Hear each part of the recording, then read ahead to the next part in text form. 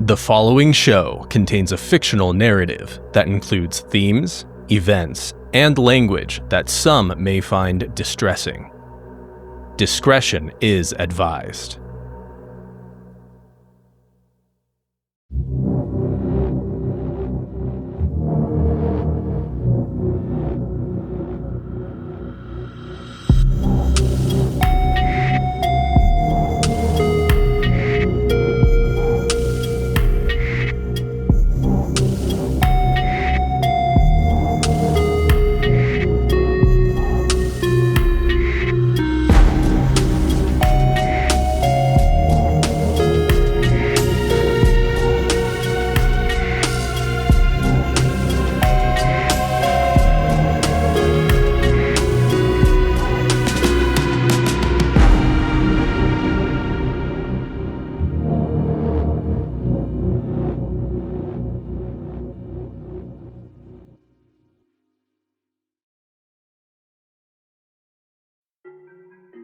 Welcome to This Line Isn't Secure. I'm Libby, proud Italian and Fisting Day entrepreneur.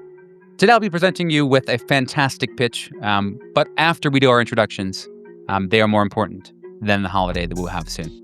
Go ahead, everybody, please tell us all about yourselves and how big it is. I'm sorry, It's super regular and normal and average. My name's Ty. I play Deputy Marshal Reed Hollis. Happy Fisting Day, everybody. Hey everyone, I'm Charlie. I usually go by Adam Blackburn, but today I will be playing Libby. Hey, that's really good. And for our listening audience who can't see, Charlie shaved his head. It might be me. It might be Libby. However, I am Andy. Libby grew hair. Yeah, exactly. A little bit more. Might have. Looks nice. I love the new look, Charlie. And I'm Andy, and God is shaving my hair for me. So I'm just biding my time before I'm bald like the rest of them. And I will be playing Dr. Alexander Shoemaker, agent merchant, forensic psychiatrist, and college professor. And I'm Hawk. Don't let my luscious locks fool you. My arm's too short to box with God, and he's coming for my hairline too. I play Agent Miranda, aka Heather Stodder, computer busybody, and longtime interviewer of weird dudes in cells. Maybe today I'll have a conversation that doesn't take an hour, but probably not. To be clear, that's weird dudes in cells, not weird incel dudes. Very good. And hey, we're all technically playing weird dudes in a cell. Yeah. M-cell, to be exact. That's crazy. We're on fucking fire today. Can we all just acknowledge that? Can you all acknowledge that we're on fire today? Yeah, if you're in the audience right now, I want you to stop whatever you're doing, including if you're driving, and just give us a round of applause. The car will drive itself. I promise it'll be fine. Just give us a nice round of applause. We deserve it. We're doing great tonight. That's really cool. We're on fire. And if your car doesn't drive itself, then fuck you. We don't want your listenership anyway. You're a whore. Yeah, correct. Clap. Hawk, please give us the recap and regale us as you usually do. Absolutely. Well, the Dorchester house, what's there to say about the Dorchester house? It sucks in here, is one of the things to say about the Dorchester house. I don't care for it. I don't like it. Accurate. I had just watched Agent Meridian kill Agent Merchant. And then an elevator arrived, and in it was Agent Merchant. To say that I disliked this sequence of events would be putting it mildly. It is more accurate to say that I found it extremely upsetting, annoying, and infuriating. I tried not to take it out on Merchant, who really wanted to know what had happened, where this corpse that looked like him came from.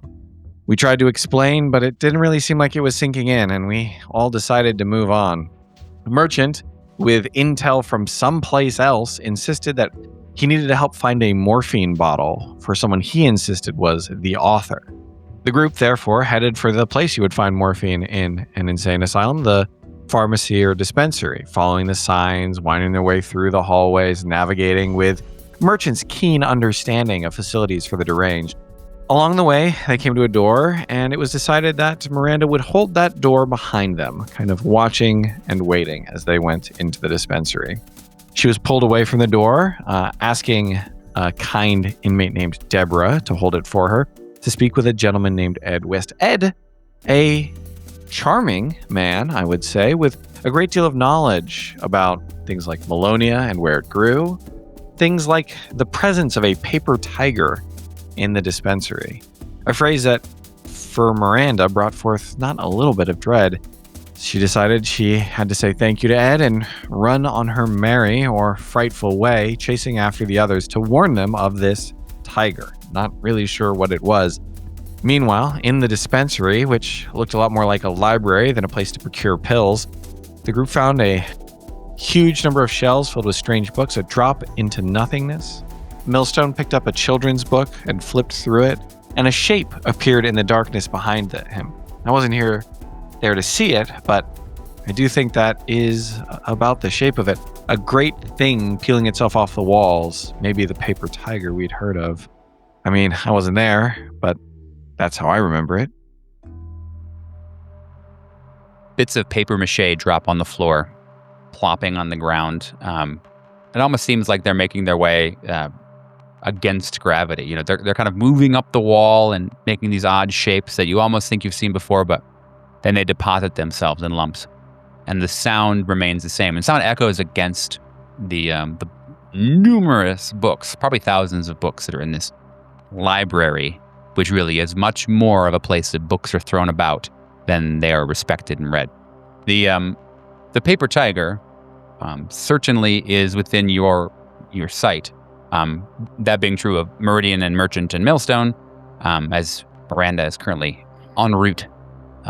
The thing in front of you, this quadrupedal creature that's it's dripping wet paper, just seems to be made of kind of an ever-shifting paper mache form. It's growling, or it's the rapid sound of pages kind of shuffling and ripping against each other. And either way, it's terrifying. Either way, you know that it definitely means to make you its next read. The review. Thank you. I like that. Thank you. The three of you, none of you have any weapons or anything really to use to defend yourselves. You do have copious amounts of books, so feel free to do what you think is best with those. And I believe that at least one of you, I think Meridian, that you do have a kind of that large syringe that's empty, so decent amount of something. But the thing in front of you, you are not convinced will really be hurt by a poke or two. That said, there's not much time to consider as it reaches out and attempts to take you and each of you for lunch. Things kind of begin to shift. You feel and see in the dispensary, aka library, I suppose, the books and things kind of start to tilt. And it's not really abrupt or all at once. It doesn't feel like there's an earthquake. It more feels like the place that you are. The strands of reality holding together the place that you are have just kind of become looser. They've become more like a rubber band stretched over time. And now, you're certainly dealing with this odd effect. Those of you that failed, really it's more of a thematic fail, but a neat one, because as books are sliding towards you, you kind of don't really keep your footing. You kind of have to put your hands down and kind of prepare yourself for the slide. But the tiger is pretty well positioned. Miranda, were you out in the hallway? You also kind of get this slipping sensation, but it happens in a way that's a lot more urgent or a lot quicker for you. The floor uneven kind of causes you to trip and fall, and you land pretty decidedly on your head, or your face rather. You face plant pretty hard on the cold tile, and you kind of hear the sound of either your nose or forehead gaining a brand new crack.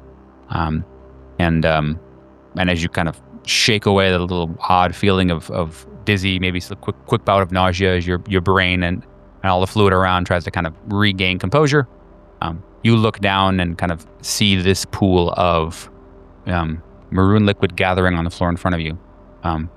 You don't know whether it's blood or whether it's something else. Certainly you've seen some things that it could also be patsu or whatever, but it is a fairly large concern. The pool is getting pretty big pretty fast. So in initiative order, or I suppose in dex order, as Delta Green is not the same as D&D, we will come to you and figure out exactly what is happening to you. Exactly. So top of the round, Slippity-doo-dah, Merchant, you can regain your feet. The paper tiger is about about 250 kilograms or so. It's a big old puppa. It's a real one. About the size of a quote unquote regular tiger, maybe a little bit bigger, but it is certainly, it certainly has these kind of big, very large paws. It seems like paper has been crumpled and shoved together so tightly that certainly it would cause some damage to you. And it's close enough that you could move up to it if you wanted to. It's kind of like perched on the wall a little bit like maybe a couple feet off on the wall. So you can get up there and get to it if you want to strike it or whatever. But what would you like to do? The first thing Merchant is going to do, he remembers the words that were echoed, that the paper tiger doesn't like fire. And words that came back to mind for him when Meridian brought up fire when they met the tiger. Hearing that, being reminded, Merchant's going to check him because he's wearing different clothes than he was a little while ago. And so while scrambling to his feet, Merchant's just going to quick check. Like, are there pockets on these pajamas? Is there anything in here that might have been supplied during the resurrection phase? The resurrection phase, after the combat phase. Well done. Episode title right there, baby. The resurrection phase. Or a band name, Jesus. That's a pretty good band name. Lots of synth keyboard for sure. Yeah, go ahead and let's see. Go ahead and just roll sand for me. Let's see what we do. What happened? 9. Is that over your 45. current sand? You do need to specify. Yeah. 9. For Just the want to make audience, sure. You're that is pretty 9 fucking under crazy. 45. That's 9 under 45. Well, that Nice. rare passage. Very nice. Very nice. Yeah, you reach into your pocket, and you do find that there is something in there, and it feels a lot more baseball than it feels than like a lighter. In fact, it feels a lot like a baseball. So you want to. I mean, again, not like D&D. You have more than your free action. You can take it out and look at it before you decide to act. But I'll look at it. Yeah. So you take it out of your pocket. It is a fragmentation grenade, and the pin is not in the grenade. There is for those not familiar with the grenade terminology. You are holding the spoon. With the pin pulled, you holding it is the reason that it is not going off. But as soon as you let go, and presumably, if this grenade were, you just pulled the grenade out of your pocket. Rules of how life works have kind of gone out the window. But if this is a normal grenade, when you let go of the spoon, you've got probably between 3 and 5 seconds worth of time before it goes a boom. Any now a scene in improv by Andy. What would you like to do? Just live grenade in your hand. So, give me some distances. How far are we away? Perfectly fair question. I will ask how big the room is before I cast Fireball. Cast Fireball. Very well done. You gained inspiration. You're welcome. All the D&D viewers are like, I'm turning this shit off. You definitely you probably have about 6-7 feet away from you. I really didn't try that. I promise. You're pretty close. You're within 10 feet, certainly, of the paper tiger. Right. Thank you. 10 feet or less from paper tiger. You're pretty close to your compadres. I would say, like arm's distance away. You're pretty close. And you're on kind of a balcony right now, so you're probably, I don't know. Again, probably less than 10 feet away from a balcony. The edge of the balcony is kind of ripped off, and there's books. Again, kind of like I mentioned last time, that coin pusher game at the arcade. There's like books kind of right on the edge, and they're all stacked so high that really like the edge of this balcony is pretty precarious. So, you're probably around 10 feet away from that. The door opened onto this balcony from the hallway. You're here now. Paper Tiger is kind of, like I say, a foot or two up, perched on the side, on the wall, on the side of the wall. So it's not even on the same ground as you, so to speak. The door to, quote unquote, leave, or so you think, is, again, probably maybe 5-10 feet away from you. You could certainly dash for it, and if you did, probably you'd only have one or so attacks that it could make. Make a pounce attack, basically.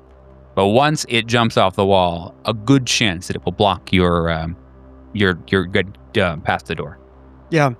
What's the range? What's the blast radius on a fragmentation grenade? 10 meters. Would Merchant know the answer to that question? Yes. I mean, he was with the FBI for years. They would have used grenades at different times. What's your... I would be cool with forensics. I'd be cool with maybe even like some military science or whatever. Or military science, not so much. Forensics is 50. Yeah, that's enough. It's not that big of a deal. Yeah. Probably if the grenade goes off anywhere on this balcony, everybody, including Paper Tiger, but everybody's going to get a pretty good amount of ouchie. Probably the best way that you are aware of to avoid a grenade blast is generally to get as low as you can.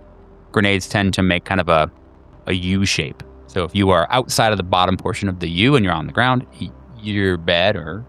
But again, not a lot of chance that there is going to be any lack of damage if you let the grenade go right here. Like everyone's probably going to get some. Yeah. Is there an in-game mechanic where I can let them run for the door before I throw the grenade? There might be, but I don't remember at this time, so yes. Okay.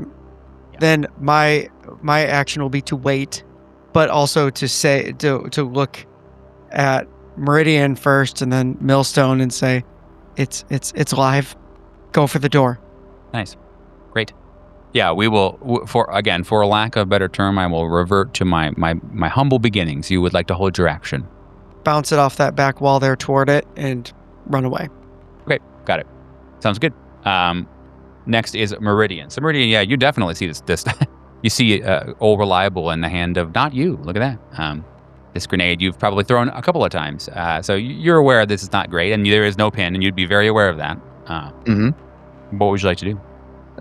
One part of me wants to hold that tiger off. There certainly is not much time. I don't mean to rush you, Charlie, but also your characters. Yeah. Pretty stuck here. Yeah, sure. I'll start by going for the door. Okay. You can get to the door in plenty of time. And you grab the handle of the door. Go ahead and roll sand. 68 over 56. Great. Yeah, you grab the handle of the door. For a moment, you swear that when you touch the door, the handle of the door kind of honks like a clown horn, like the very classic clown honk. Fucking clowns. Well-known clown honk sound effect. Don't worry, I got you guys. I got you. Oh, yeah. I was going to say, get that Foley out. Mm-hmm. But it goes away. You grab the handle and you yank the door open. You go ahead and you lose 1 sand.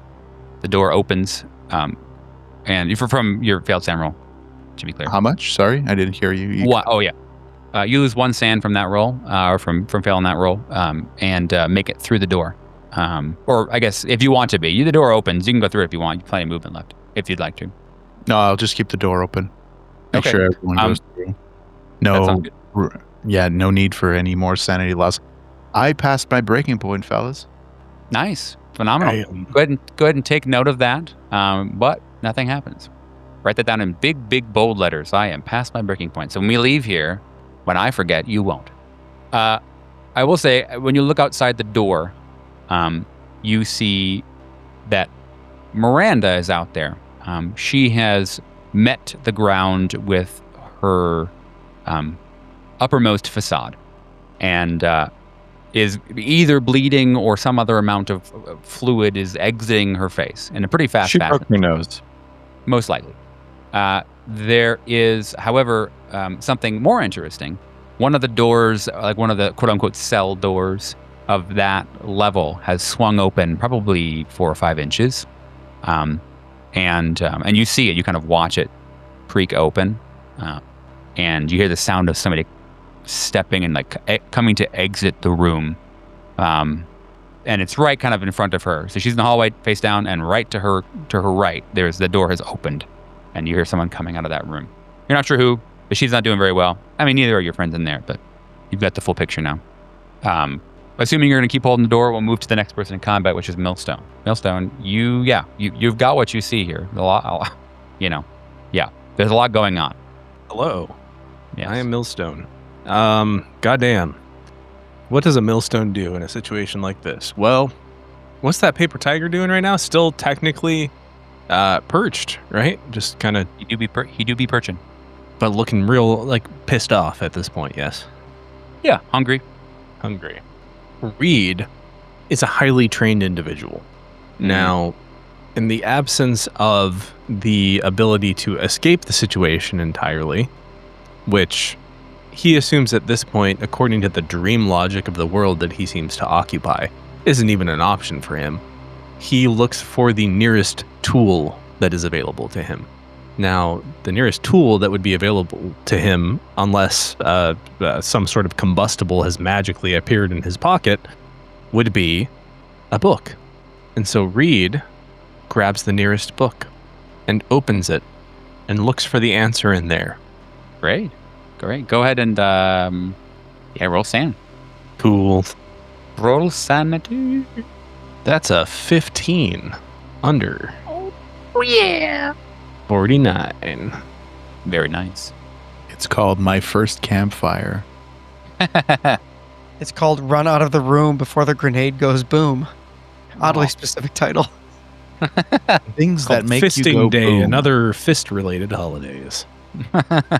So Reed picks up the nearest book to him, and again with this almost kind of bibliomantic faith in the rightness or the idea that his cue has come, and whatever page he turns to will be the one that gives him the information he needs to fulfill, dare I say, his role in whatever is happening right now.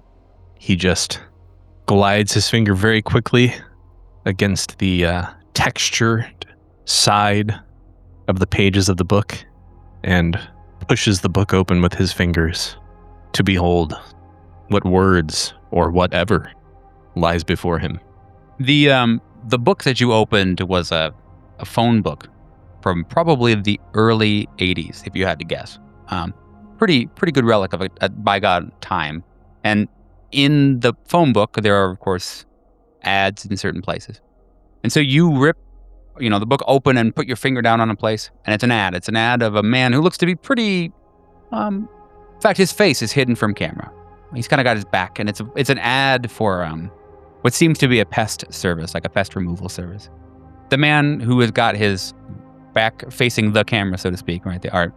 There's a quote, a phone number and a price, but there's a quote at the top, and the name of the pest service is Rourke's Roach Removal. The like their tagline is, so that's what it took. We just had to kill the asshole. Hell yeah. That's what you got. Goddamn. All right. Probably roll sanity Well, after this for that, but yeah. That's what I like to call a kick in the balls. Holy crumbs. Okay, what do I do with that? Well, Reed is going to throw that book over the precipice. Yeah, he's going to chuck that. He's going to be like, fuck you, and chuck the book over the precipice. Hey, that seems in character. And this is the third time he's killed Rourke. Man. When will 4 show up? Who knows? Everyone needs a hobby. He's going to be like, okay, well, if the environment won't give me the answer I need, maybe I got something on me. He checks his pockets. What does he got? Nothing? Yeah, he's got big old nothing on him. Big old nothing. 0 things. There's some chest hair. Would you like to use that?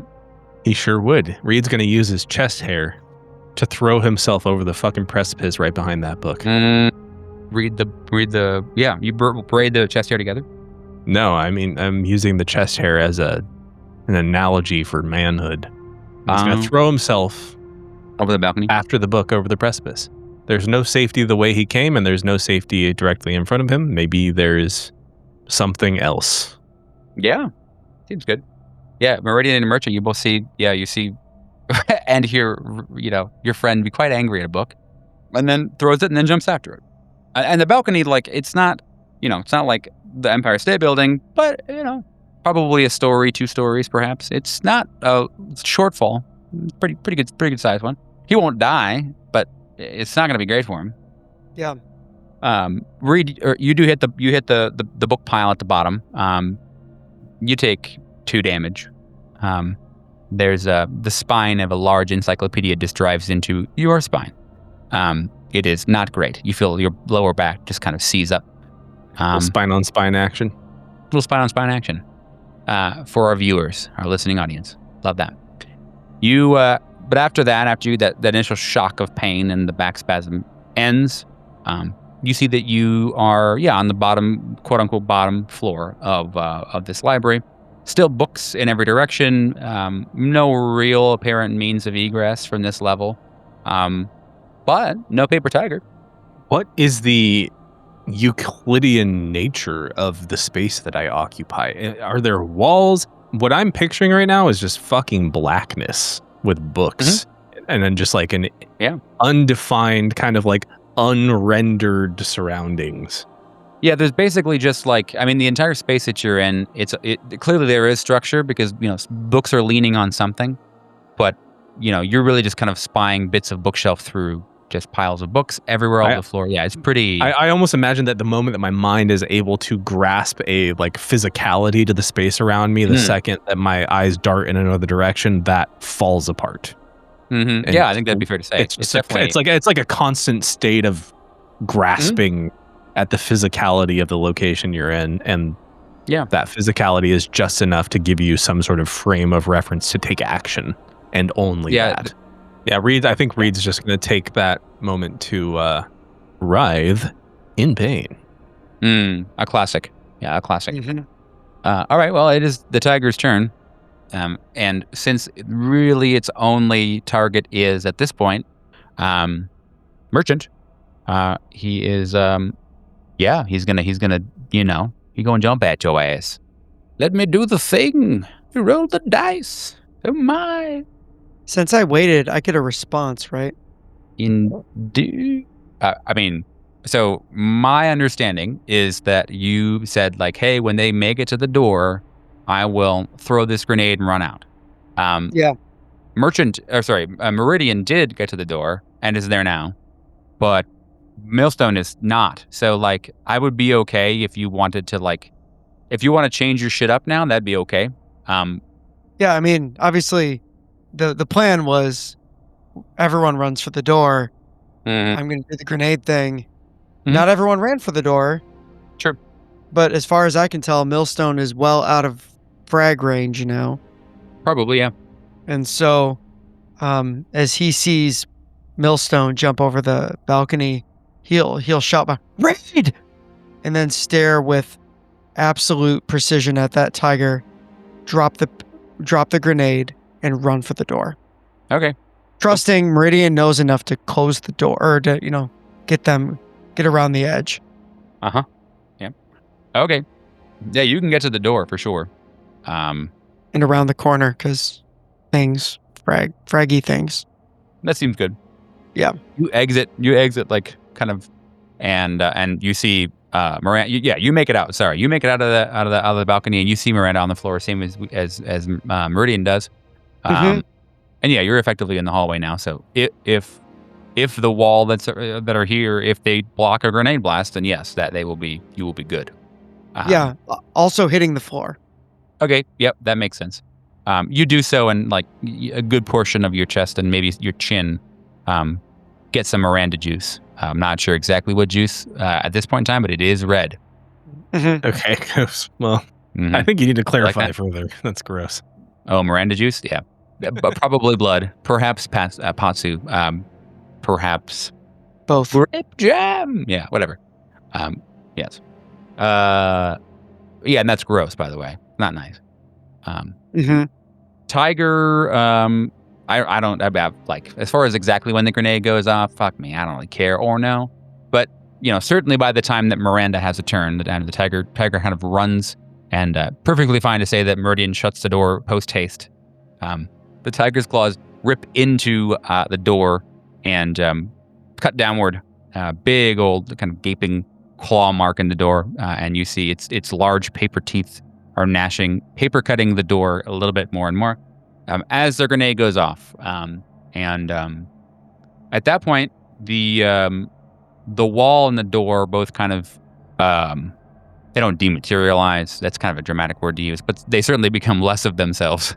A good portion of that whole side of wall and door just splinters away. I don't think anybody here is going to die or even really take that much damage. You get a lot of wood splinters and maybe pushed up against the wall that's on the other side of the hallway.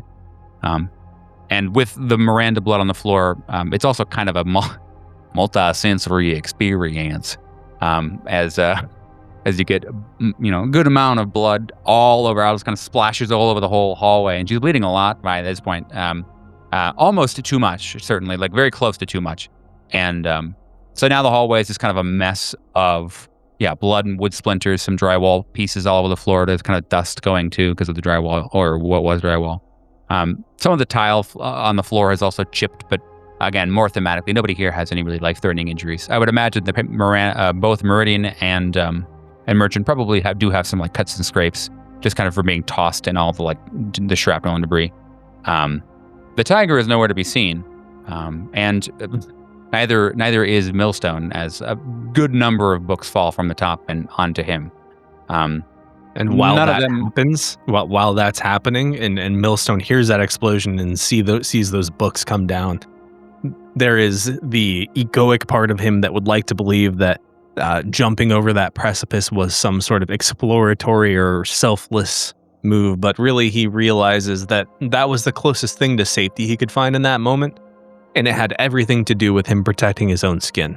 And as he hears that explosion and he sees those books topple over the edge, he once again realizes and sees his life as being defined by quintessential selfishness. Yeah, I mean, and certainly you were selfish, and now you will feel the pain of your decisions all by yourself. As books, tumble upon you. Again, nothing too dramatic. You're not like suffocated in piles of books like there's like a quicksand or anything like that. But again, you probably get some more bumps. And in fact, you go ahead and take one more damage. There's all these books. I mean, there's like a good amount of them are falling, and some are pretty large. The corner of some sort of encyclopedic volume gets them right in the temple.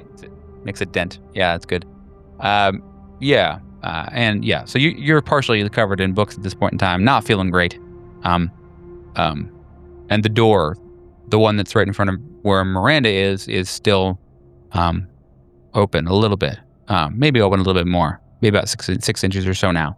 And so I guess now what do we want to do? Miranda, it's your go. You were running for your friends, hit the floor and started bleeding, and now an explosion. I'm running the way I came. I'm not. Are you kidding? This is not my fucking scene. What am I gonna do? Yeah. Is there? Hold on. Actually, is there a fire suppression system in this hallway? No. Okay. Yeah. No, I'm running. Okay. I had one idea. There's no fire suppression system. I'm out of here. Yeah, none. Okay. As you get up to your feet, you feel the helping hand of kind of a large oafish man. You look to see it's Mr. Whist. He has grabbed your arm and he's kind of helping you up, and he's like, "We gotta go. Come on!" And he like taps Merchant and Meridian, and says something along the lines of, and you're not sure what you hear exactly, but something along the lines of, "You don't want to see what comes out of that room." And he's clearly pointing to the open door. And inside you can see like the shuffling of fabric on the floor, this kind of very, very odd, almost like grape-colored fabric along the floor. It's almost like somebody, like an oversized hand with unclipped fingernails, has a purple latex glove on, and is kind of jolting and all around the room, and almost it looks almost like puppetry. But whatever's going on in there is like, maybe a good thing to say. Your most primal instincts kind of turn on, and you're like, that is death. Whatever is that is death. And your friend, your buddy now has informed you that you are in fact correct. So he helps you and says, "Let's get the fuck out of here." Okay, yeah, you run. Merchant, go ahead. Yeah, Merchant, we can't leave Millstone. He made his choice. I understand that, but we can't leave him. This isn't the end of his story. Then he'll be, be Kid- fucking back. Just go. Just, she like tries to wipe her nose and then hisses in pain as she touches like the swollen bloody mask. Fuck, run. Meridian, get her out. And Merchant will go back to to what's left of the balcony. Okay. Mr. Wild, your compatriot, he looks at you longingly, but pretty quickly disconnects from whatever friendship he thought you and he had, and grabs the arm of Meridian and Miranda now, and is urging you greatly to go. So, Merchant, you more or less you run into we'll still stay in kind of initiative order here because there may still be a threat.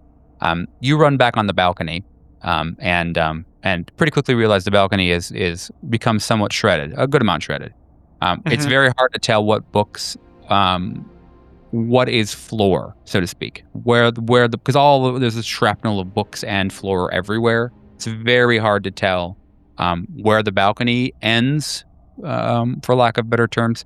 So, but if you look down, you can probably see a shaft of light that is, for some reason or another, gone over Millstone's body.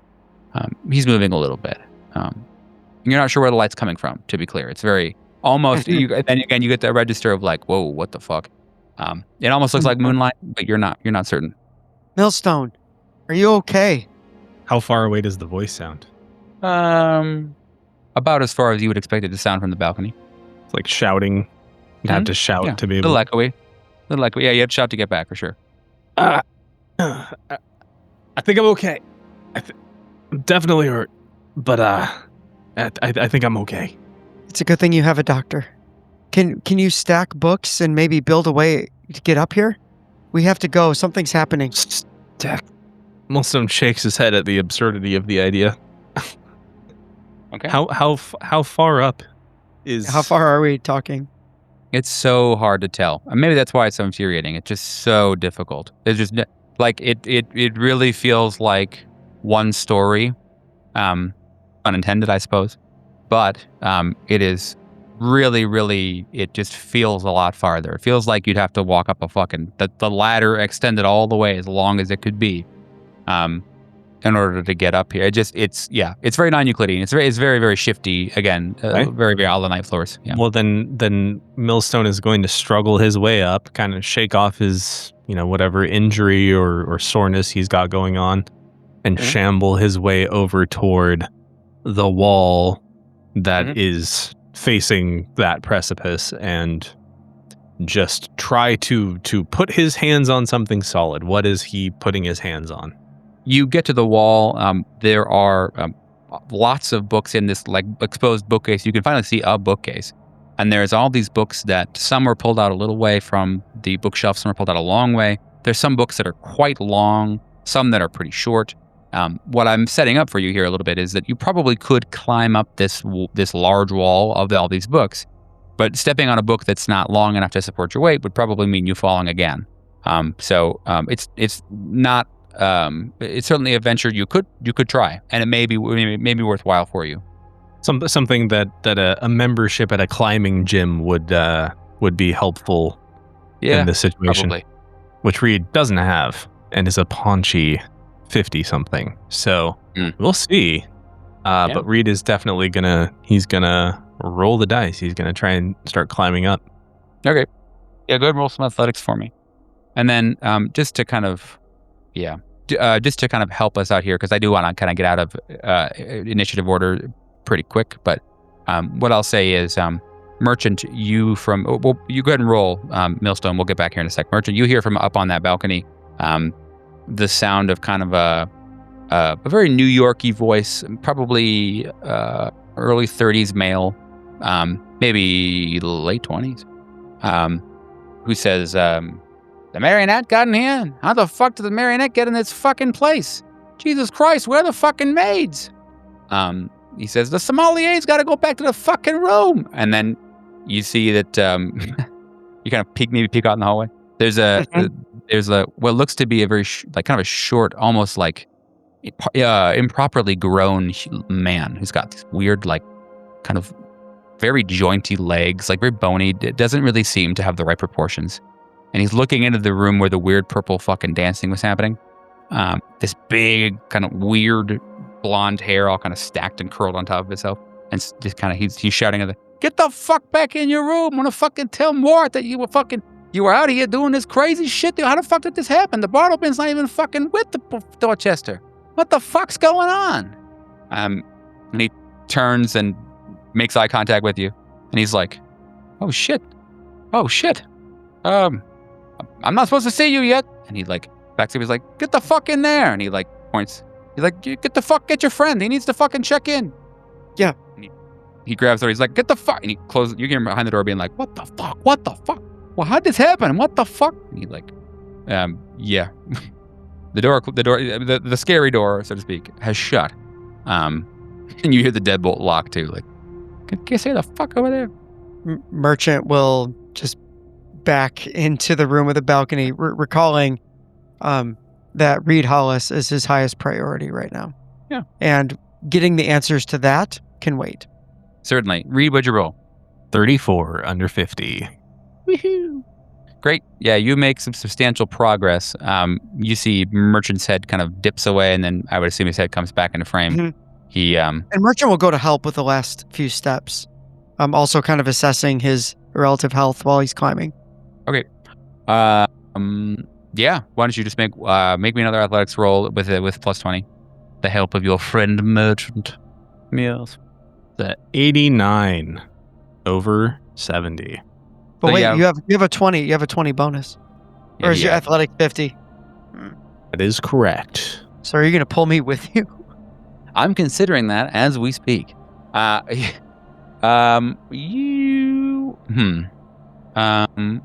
okay. What about this? I like this. Can I push the roll? here- This is Call of Cthulhu now. And I'm going to... You may not push the roll. Damn You it. don't shut the fuck up. I'll push your rolls. That's right, dog. Ooh. Threatening each other is fun. Whoa. Andy, would you mind? Would you prefer? So this thing happens, right? Where you're like helping your friend up the wall. This thing happens, and you know that if you focus all of your energy onto one of Reed's arms, he's about to fall. You see it. He steps on a book and it's about to fall. You could focus all the energy onto one of Reed's arms. You're probably going to pop his shoulder out of socket. And but that will probably mean that he gets up and that you don't fall down. What it will mean that his shoulder is unusable until he gets fucking care for a out of socket shoulder. Or you could go with him. And probably again, you wouldn't, it's not a death kind of fall, but it wouldn't feel nice. You might land on top of him as well. Like it won't be great. But he'll be able to use his shoulder and his legs, and same for you. So you have that chance, like in a moment. What would Merchant choose to do in that moment? Merchant is going to choose to try to haul him up. In that flash moment, he said, "I'm a doctor. I can help him with this." And another fall may not end so well, and we might not be able to get up. Period. So That's true. we need to get out of here, and so that's why he's going to grab. Say what? Sorry. What's your athletics? Athletics is base 30. Strength times 5 is 55. Yeah. Okay. So no rolls required, folks. It's going to be ouchy. You definitely see he's about to fall, and so you're like, I can apply more force with both my hands on his one hand. So you kind of let go and you grab and you heave with all of your might, using your legs and your back and your arms. You just pull him all the way up. Read at this, so you begin to fall, and you can have worry and concern for falling again. But don't worry, that worry and concern is quickly shunted as you feel your shoulder just snap out of socket. And you get yanked up and kind of thrown haphazardly onto a pile of books. You both kind of begin to start sliding. Both of you probably, well, I guess all three of the arms combined. You utilized your force and maybe you have a moment. The two of you are lying with your backs on the floor of the balcony that's slanted now and broken. Yeah, Reed just flips his head over and he's just looking across the flat plane of the floor, across his now useless arm at Merchant, just wild-eyed. Nice. And Merchant, would you like to return Yeah, Merchant, having passed his sand check earlier, just looks over and says, "You're welcome, Reed." Yeah, get his ass. Fuck. Let Damn it. Thank you. I think. But, fuck. Wow, that hurts. Yeah, a shoulder out of socket's workable. I can work on that. I can help you with that. You falling again and not being able to climb back up, I can't help with that. Also, no tiger. Books down there. Yeah, well, that's great. Glad you guys, how are the others? There was something else going on in one of the rooms. Miranda's been hurt. Meridian got her out. So, just need to get you kind of back in shape and... Hurt bad or what? Busted nose, I think. A lot of blood. That's what's on me. Yeah, but she's gonna be good, yeah? Probably. Lost a lot of blood, but it might not all have been blood. Rules aren't the same here. Yeah. You gotta tell me twice. However, it turns out that joints still work the same. But Nice. I wasn't going to turn around and assume you were going to be okay again.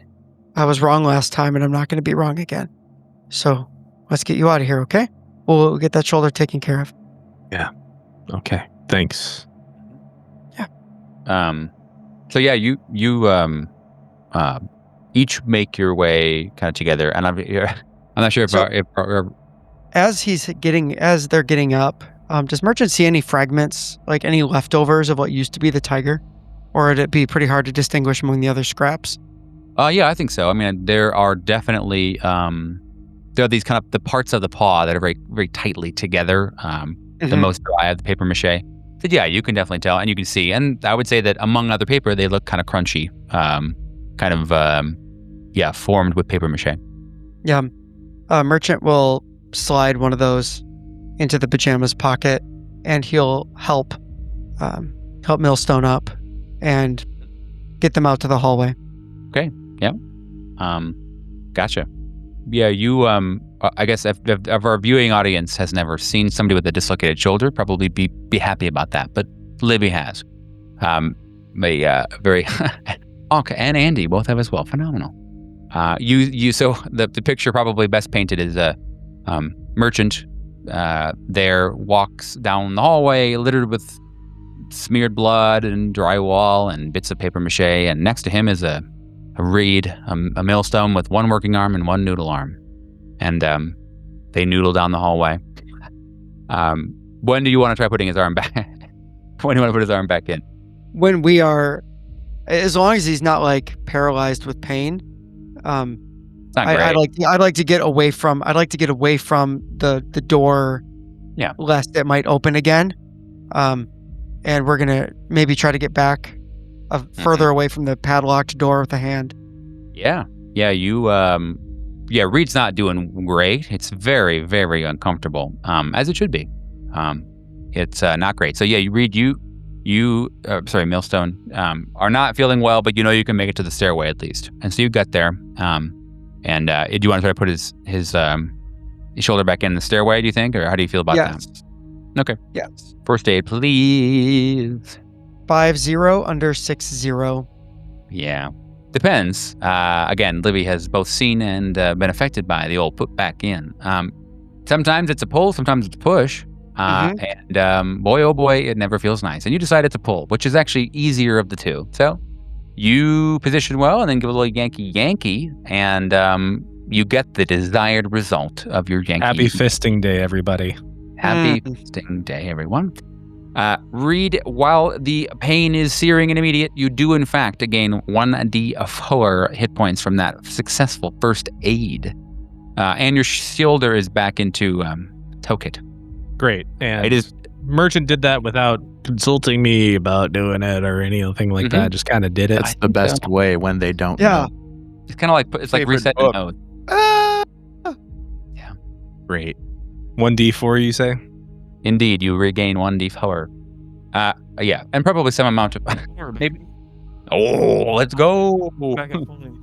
Never punished, dude. I think that probably what I would like to imagine is that just as Miranda and Mr. Wild and Meridian, exit the stairwell from, down a floor. They just hear, as the shoulder setting has happened, and Reed did not like it very much.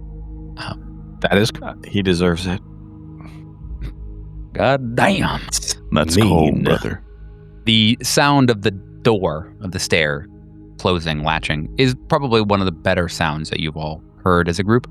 And you are all back together now on the third floor. The craziest of the floors, all the crazies are there in the little fishbowl doing their thing. And your ragtag group, ouchy shoulders and perhaps bleeding heads, you are gathered there. Mr. Wild is there with you, doing what he can to help. He has gathered a good amount of paper towels and is attempting to dab away the red substance on Miranda's forehead, and giving you some as well to kind of help get the blood off of your shirt, your uniform here. Is it just a busted noise? Is it just a busted nose? It's a busted noise. Yeah. Sorry, I can't talk. It's okay, no problem. It is in fact, busted nose. Probably. You once some of the blood gets wiped away and you do just a little bit of probing on the schnoz, it's probably broken nose. Yeah, very painful. Probably has to get reset. It's pretty bad. Well, see if I'm 2 for 2. Yeah, I say send it. You roll set without- my nose. with absolutely zero warning. Hey, you look great, Miranda. I can go Yeah. grab. Exactly. Just like, okay, I think we got most of it. And Great. I'm hip tossing you as soon as you reach for me. It's a Like, yeah, it's 42 under 50, so great. I'm highly successful. Can I roll unarmed combat to try and throw him into the wall instead of letting him touch me? Like, sure. truly. That's definitely Okay. send it. Yeah. All right. I'm in. That's 65 over 60. Damn it. I'll get better. Your nose is getting reset. Yep. Yeah. So you kind of She flails in surprise, trying to grab his arm, fails. He reaches right past her arms, and there's just that cartilage crunch noise, you've stepped on a piece of stale bread or something, and she just lets out and shoves him back. Jesus. better see that soundbite. Yeah. So I think that for those of us who have had the unfortunate occasion to break a nose, the sound of cartilage crunching is quite loud for the nurses, doctors, and other staff and family and friends. But for you, it is just a symphony of disgust as the sound of bones scraping against bones happens. But you, in fact, now can breathe a little bit better than you could before. Still can't breathe a whole lot, and you're crying quite a bit. Which is messing with the blood too. It's not great. You're not very glamorous at this point in time. You're so fucking lucky. None of us are armed because fuck. You'd what? You'd kill me? No. Yes. And shoot you in the foot or something. I don't know. Fuck. Merchant, come on. I didn't score very well in bedside manner at Vanderbilt. No, you used to be good at it. Don't fucking lie. Come on, Miranda, you're fine. Stop carping. Okay, I'm fine. I'll be fine. Fuck. All right. What the fuck was in there that exploded? I had a grenade in my pocket, and there was the paper tiger, and I blew it up. And rather than run for the door, Millstone jumped off a balcony. And I know how that sounds. Yeah. And you really blame me for the that second part of that checks sentence out. after the first part of that sentence? Really? I had a grenade. I said go for the door, and you went over the side. I've never been good at following orders. You got a death wish, Millstone? Because if it's that what you want, I'll take you out right now. Yeah, that's gonna fucking do anything. Whoa, easy. People make bad choices sometimes. In Mr. Wild's little book he's writing now, he writes, he's written a couple times is there a grenade in your pocket, or is your pocket a grenade, or I almost said it too. I was almost he's writing it down. He can't get there. He was just happy to see me. Yeah. oh. And he finishes it. Hey, I'm just glad everyone's at least on the road to okay, right? We didn't get the bottle. That's fine. Clearly, there wasn't actually a dispensary there. We'll just have to find something else, but we can still get out of here. The guy who made the announcement, we can still find him, right? Yeah. Mr. Wild says, "Did you guys kill the paper tiger?" Blew it to pieces. Whoa. Manuel from the McAllister is here. I'm not sure if you forgot, I'll remind everyone either way that he was in the little cotton candy room with all of you. Mm-hmm. He has kind of sidled up to Miranda, and is he's gotten pretty like uncomfortably close, and Miranda, he's like, do you mind if I? And he's kind of got like a napkin almost. He's like, okay, reach toward your face. Yeah. She like tips her head back. That guy's always been a fucking creep, hasn't he? Jesus. He wipes some of the blood off of your face, and sniffs it. Sunshine, who is not young, runs at a pretty damn good pace, and almost falls a couple times, but gets there and is also sniffing this red substance. And Manuel says, "Yeah, this is the Patsu. This is definitely the Patsu. You have a lot in it. That's why it hurts so much." And he's like, "I'm sorry to be a little bit rude," and before he could finish, Sunshine has got her tongue like on the napkin, is licking the kind of the large red stain that's there now. All right, could you all chill a little? That's fucking gross. What is the Patsu? I think it's a good thing. I think the Patsu is a good thing. I'm not sure exactly, but people tend to want it, I guess. I mean, Sunshine loves it. Can't get enough. Yeah, I can fucking see that. Now, what value is there to consuming it? That's vile. Mr. Wild has kind of wandered away. It seems like he's more interested in. He grabs a bowl off of a soup bowl off of a table and begins to eat from the bowl. Manuel says, "I don't know. Dr. Friend really likes having it, I guess. I think he thinks that it gets him closer to wherever he thinks he wants to go. I don't know. Bale I've never even met. I just know that he's here somewhere." "And did you kill the tiger? Yes. I heard you said you have its head or proof or something. Can you show proof that?" I mean, I believe you. I pulled a piece out from my pocket. This is all that's left. I blew it up with a grenade.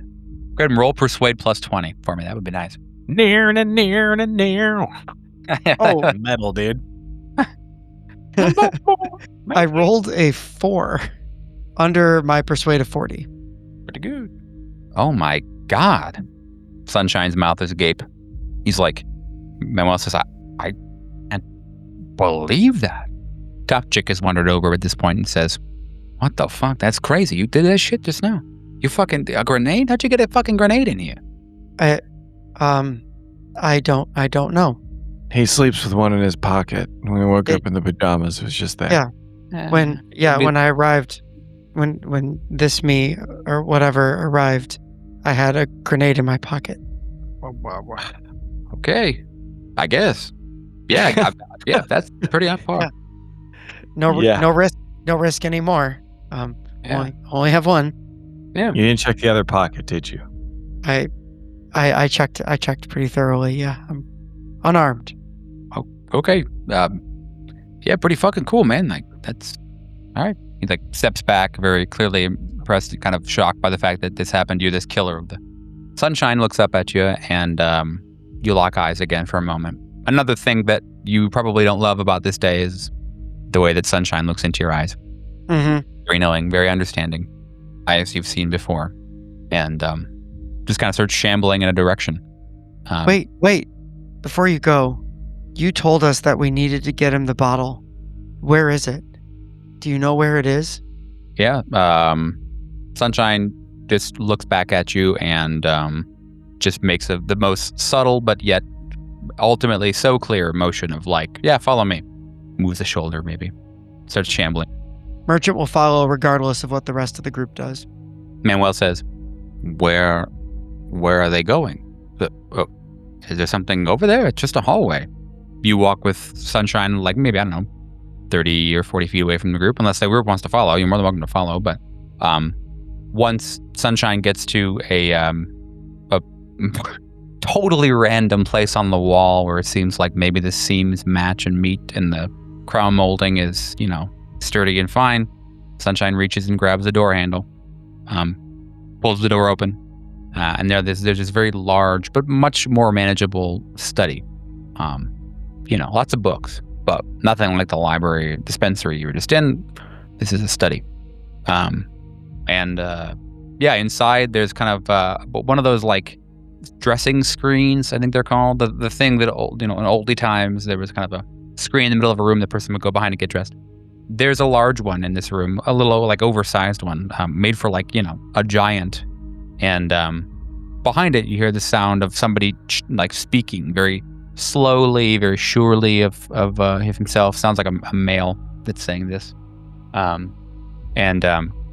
Almost immediately it's the same voice as you heard over the intercom. Very soothing would be close too. Very, very, it's like his voice melds with the reality here very, very well. It's like, he's learned how to sing the same song, the same style, and has really become one with, wherever it is you are or whenever you are or whatever. You said I should find you. When hearing the voice, regardless of what he says, we talked on the phone a long time ago or sometime in the future. Yeah, there's a big oak desk there. There's like a bunch of things littering the desk everywhere. There's just pens and letter openers and all these envelopes, and there's like maybe a ukulele. There's like this very large register binder. There's like a big check machine that you would use to stamp checks. Just all this different stuff, and tons of books. Okay, and there's plenty of writing utensils in the room too, but they're all red. There is there's no black or blue ink. There's only red ink in that room, and tons of writing on the walls and glyphs, and it feels very, very like almost like archaeologist's room kind of, but a lot less showy and grandiose. There's nothing here is really for show. It's all seemingly pretty functional, and there is a large stack of books, probably like 3 or 4 feet high, that are just behind this large mahogany desk, and there's a phone, a big yellow phone that's resting on top of the stack of books. And out from behind the dressing screen walks this man, this kind of very, very stately but small figured man, very sure of himself, very confident, fits in well. He jumps with one, kind of very quick and nimble jump on top of the pile of books and squats. With the phone, he is grabbed and now in his hand. And he gives you the finger of like, wait, I'm on the phone, and he puts the receiver up to his ear. And he's just listening. And he definitely heard you, but he's just listening. Still on the phone, listening to what the person's saying on the phone. He's got this kind of, almost like a very ramshackle crown that he's built for himself or somebody has. And it's red. It's all red all the way around. Maybe some yogurt lids, maybe some actual rubies. You're not sure. But he's wearing this red crown around his head. And, listening to the phone. Do you want to say anything to him? Other than I'm going to respect the just a second, and I'm going to try to instead use my alertness to listen in to see if I can hear anything on the other side of the phone. Sure. What's your alertness right now? What do you have for alertness? 60. Yeah. Okay. You can't hear anything specifically, but you definitely hear a lot of voices talking. Do either of the three of you want to go over to that door, by the way? Or do you want to see what happens to Merchant and Sunshine first? I would go to the door, sure. Okay. Reed's kind of preoccupied with Top Chick. Reed's kind of having like a moment where he's recognized Top Chick before as the man that he saw on the television that night all those years ago. But he's got some questions for Top Chick. Okay. Miranda? Miranda is like just flipping through, like reading random shit on the walls, flipping through random pieces of paper, just picking. She is like aimless. She is kind of out of it, in pain, not sure what she should be doing. So she's just like grabbing stuff and like flipping through it, checking out what's in this room, all the text that she can get her hands on. Okay. Yeah, Reed, you Top Chick just has a seat a couple of feet away in a chair, and he's lighting a cigarette for himself. Offers you one as you walk over if you want to take it. Reed definitely takes the cigarette. It's Two lit, guys smoking I'm by assuming. themselves. It is lit. He lit it Yeah. for me. Thank you. Mhm. And he just looks up at him and makes eye contact, or as close as he can get to eye contact through the reflective sheen of his round and thick glasses. And he says, I know you. I've seen you before. And what were you talking about? My cue? What do you mean the story knows? What story? I've been trying to shove this shit down and ignore it. What amounts to almost half of my life now, but obviously you know something that I don't, so you've been part of this for longer than I have. What's the fucking story? The drag that Top Chick takes rivals that of some of the finest scuba divers you could ever have known. Lets the smoke exit and says, I don't know, man.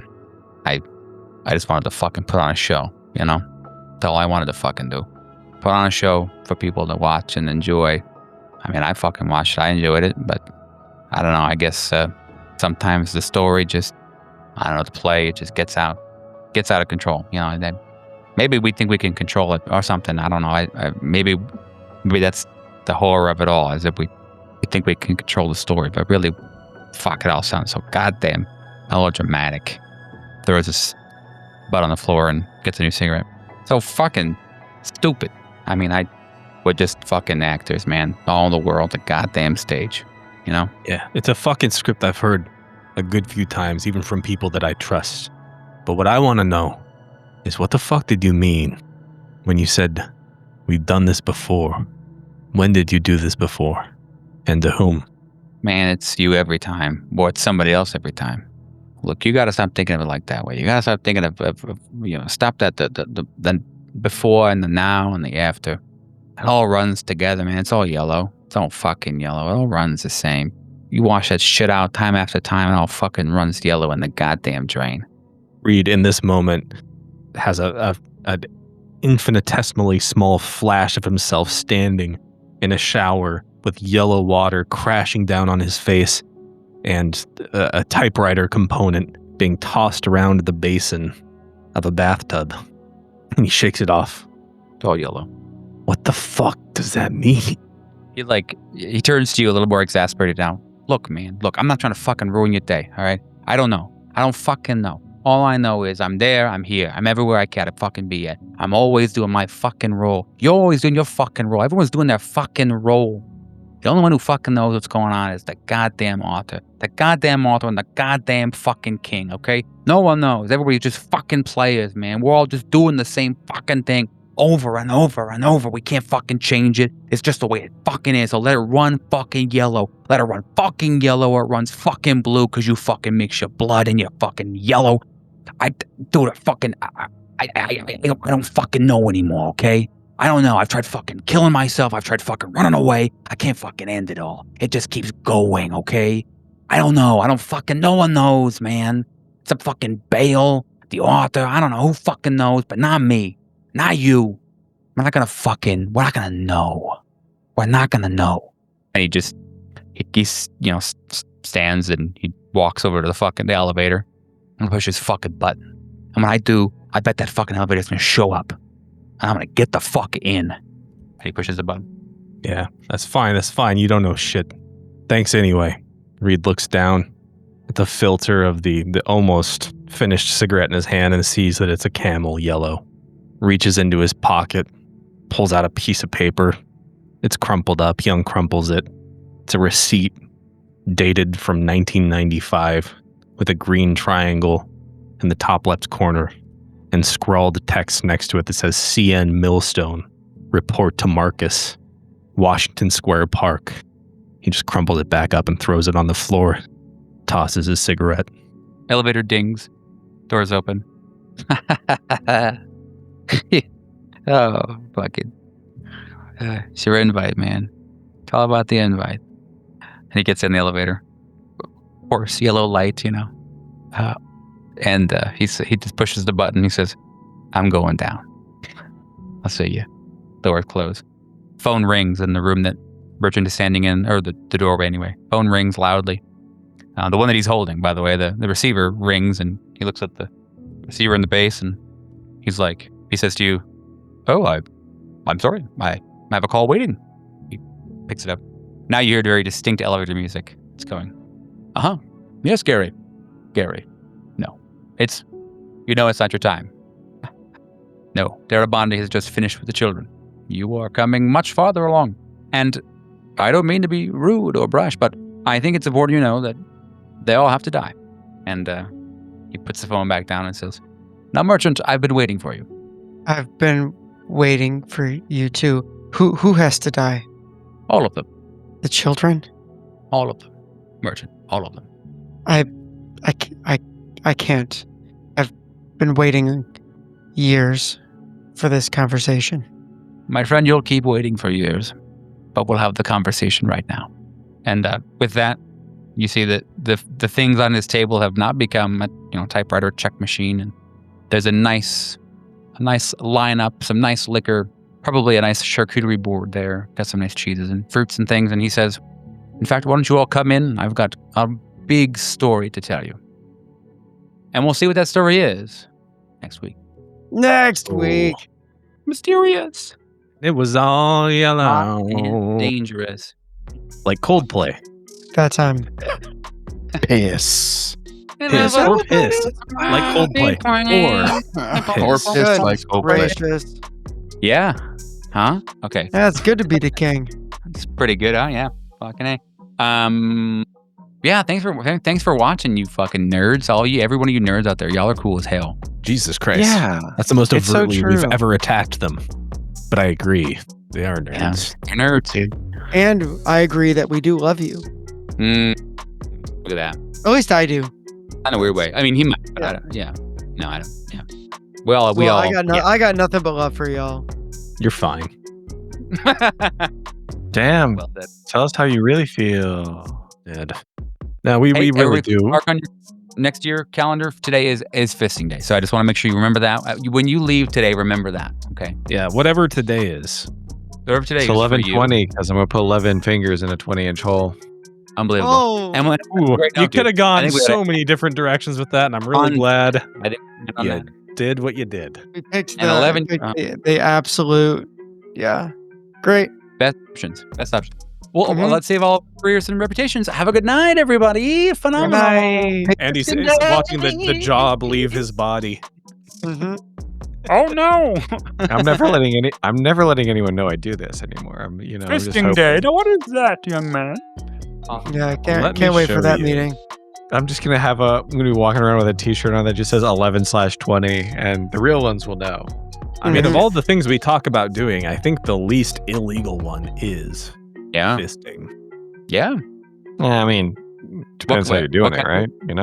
Depends on how you do it. Depends on where you do it. No. We're You gonna stop. probably- We're gonna stop right now. I think probably Turn the just right there. recordings off. Turn. No more that. audacity. Send Craig to hell. That's all All fake. right. My Good night. audacity is off. Before we sign off, I want to take a moment to talk about something very close to my heart. This podcast is about exploring darkness and fear, but in real life, those feelings can be overwhelming. I want to remind you that if you're feeling lost, lonely, or struggling, you don't have to face it alone. There are people who care about you and want to help. If you're in the U.S., you can call or text 988, the Suicide and Crisis Lifeline, for free, confidential support 24/7. Wherever you are, there are resources and there is hope. You matter and your story matters.